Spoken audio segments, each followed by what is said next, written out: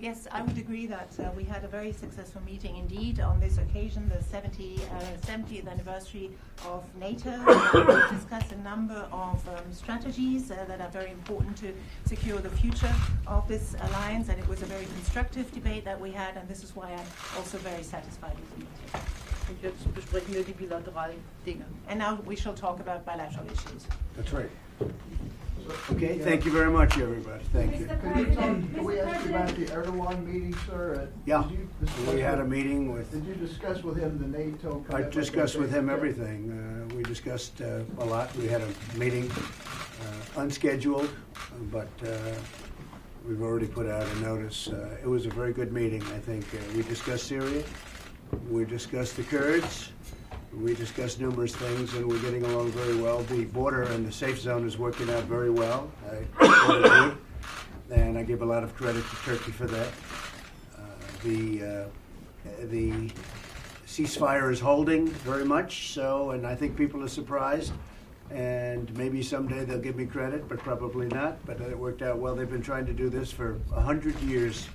That border is a mess for a long time. We pulled our soldiers out. We took over the oil. We have soldiers where the oil is. That's the way I like it. And they can police their own border, and that's what they're doing. They can use other countries if they want. If they want to spend the time and energy, they can do. But this is a border that's been under siege for many, many decades. And it was time for us to leave, and we left, and it's been holding very nicely, so we're very happy. We talked about that. And are they committed to protecting the NATO commitment to protect the Baltics and Poland? Oh yeah, they've been very good. I think that, frankly, a lot of people paid great respect to Turkey for the work that they've done, and we had a number of mentions where they were mentioned specifically. No, they've been doing a good job, and they've been doing a good job also on the border and the safe zone, and they have held.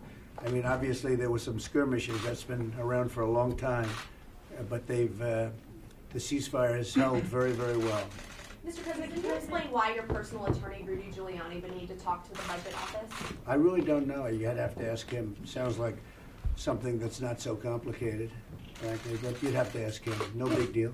Mr. President, Germany has welcomed 6 more countries into INSPEX, making it 9 countries now that are circumventing U.S. sanctions against Iran.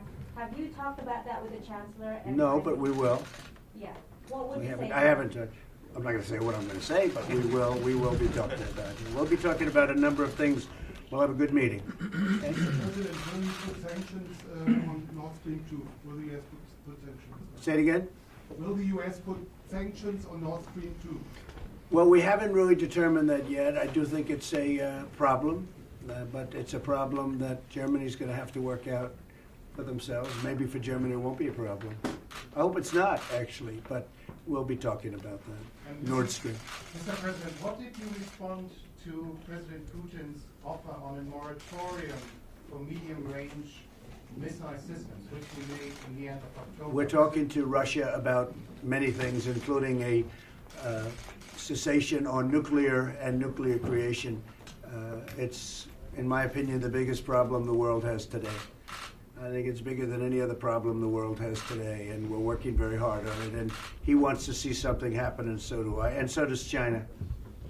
Mr. President, do you talk about trade issues with Europe as well? We're going to be talking about everything. Yeah, trade is very important. Germany is a very big trading partner, but it's been really the European Union, and we've been discussing it for quite a while. It's been a little tough for the United States. We've had a very bad imbalance for many, many years, for decades actually, and we're discussing that right now. So I think we'll come. I think we're going to come.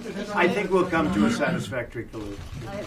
One word. Ich denke, dass durch die Arbeitsaufnahme der neuen Kommission und auch der neuen Kommissionspräsidentin wir auch einen guten Punkt haben, mit den Handelsgesprächen wieder voranzukommen. I think that the fact that there is a new commission in place and also under the leadership of a new president of the European Commission, that now we have a very good basis to resume our trade talks again. Meetings have been set up, and we'll talk, and I believe that it will work out very well for everybody, and I think it should. We have some very tough barriers to get over. They've created barriers, as Angela knows very well, and making it very hard for the United States really to openly trade, and that can't be done. And so we're going to be talking about that and other things. I think we will solve it.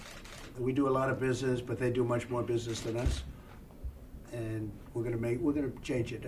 I've been saying this for the last 6 months, for the last year, and we've made progress, but we will make a lot of progress. And we just want fairness. We have to have fairness in trade, and not only with the EU, but with many other countries.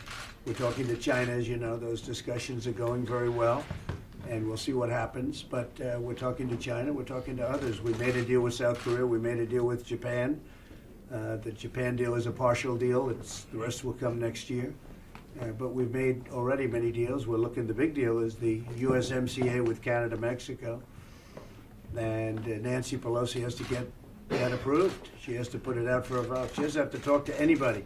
She doesn't have to talk to any of her Democrats because they'll approve it. And their constituents want it approved very badly. So that's where we are. We've made a lot of deals. And this is a deal I think that's going to be, the EU is actually one of the more difficult deals we have because it's gone on for a long time unchecked, but it'll get there, I'm sure. Have you had the deal of Prime Minister Trudeau talking about you last night? Well, he's two-faced. Do you think that Germany is too naive? And honestly, with Trudeau, he's a nice guy. I find him to be a very nice guy. But, you know, the truth is that I called him out on the fact that he's not paying 2%. And I guess he's not very happy about it. I mean, you were there, a couple of you were there, and he's not paying 2%, and he should be paying 2%. It's Canada, they have money, and they should be paying 2%. So I called him out on that, and I'm sure he wasn't happy about it, but that's the way it is. Look, I'm representing the U.S., and he should be paying more than he's paying, and he understands it. So I can imagine he's not that happy, but that's the way it is.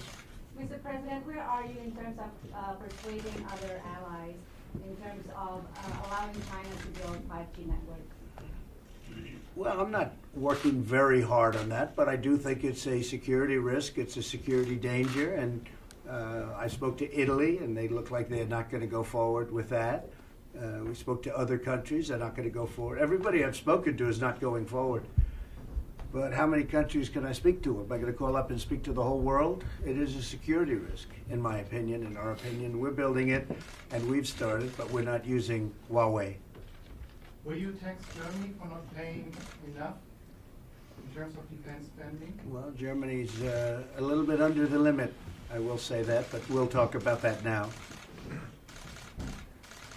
Okay, thank you very much, everybody. Thank you. I think what we'll do, just for purposes of this, we'll be having a meeting with the 2% people, and we're having another meeting with Denmark, and then we'll probably go directly back to Washington. Will you address Greenland? Because I can't imagine. Will we discuss Greenland? What do you think? Tell me. Huh? You still want to buy That's a good. She must be in the real estate business. Anyway, that's a very good question. So we'll go directly back. I think we've done plenty of press conferences. Unless you're demanding a press conference, we'll do one. But I think we've answered plenty of questions. And again, let me just finish by saying we've had a tremendous 2 days. I think NATO is stronger than it's ever been. A lot more money is being produced by a lot of countries, and they're enthusiastic about it. And within 3 years, you're going to be talking about committed to $400 billion more. And not by the United States, by other countries. So it's been very successful today, and there's great spirit. Okay? Thank you very much, everybody.